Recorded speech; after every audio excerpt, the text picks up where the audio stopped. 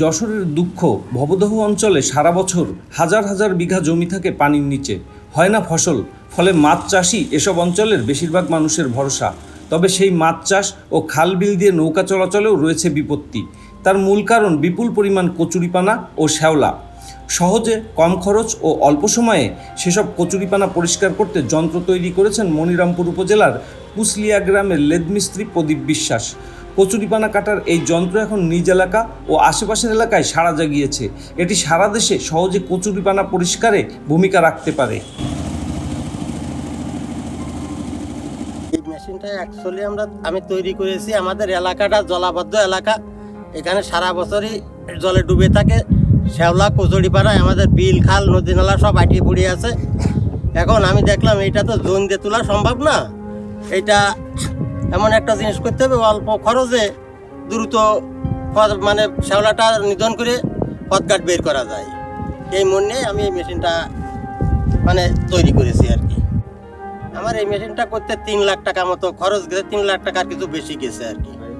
আমার কাছে আজ এইটা চালু করার পরে আজ কয়েকদিন ধরে একভাবে লোকে বিভিন্ন জায়গা থেকে বলছে যে মেশিনটা আমাদের ভাড়া দিতে হবে বা আমাদের তৈরি করে দিতে হবে। সারাটা খুব ভালোই পাচ্ছি আর কি। বসুন্ধরা ডায়াপেন্ট এখন আরো উন্নত। এই হট এয়ার থ্রো টপশিট দ্রুত শোষণ করে সোনামণিকে দেয় কোমল অনুভূতি। আমি বিগত প্রায় 6-7 মাস যাবৎ এই সমস্যায় ভুগছি। এমনকি আমার এই কচুরিপানার জন্য প্রায় 15-16 লাখ টাকা খরচ হয়েছে, কিন্তু আমি কোনো কাজের কোনো পাই নাই।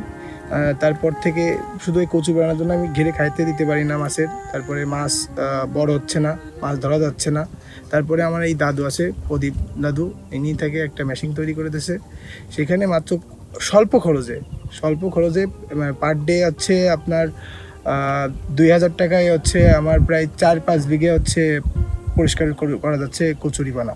আগে যেমন হচ্ছে একদিনে 1 বিঘে পরিষ্কার করতে 12টা জোন লাগতো, সেখানে আমার 3500-3600 টাকা খরচ হতো, সেখানে 2000 টাকা হয়ে যাচ্ছে। প্লাস হচ্ছে 5 বিঘে জমি হচ্ছে যে খরচটা হতো আগে, এখন সেটা 2000 টাকায় কমপ্লিট হয়ে যাচ্ছে।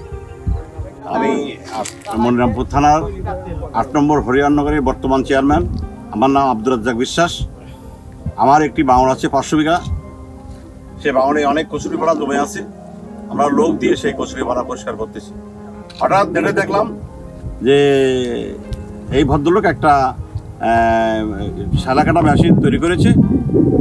দেখে আমার খুব ভালো লাগলো এবং সেই শ্যালাকাটা মেশিন দেখার জন্য বা কেনার জন্যই আসলে আমি এখানে উপস্থিত হয়েছি।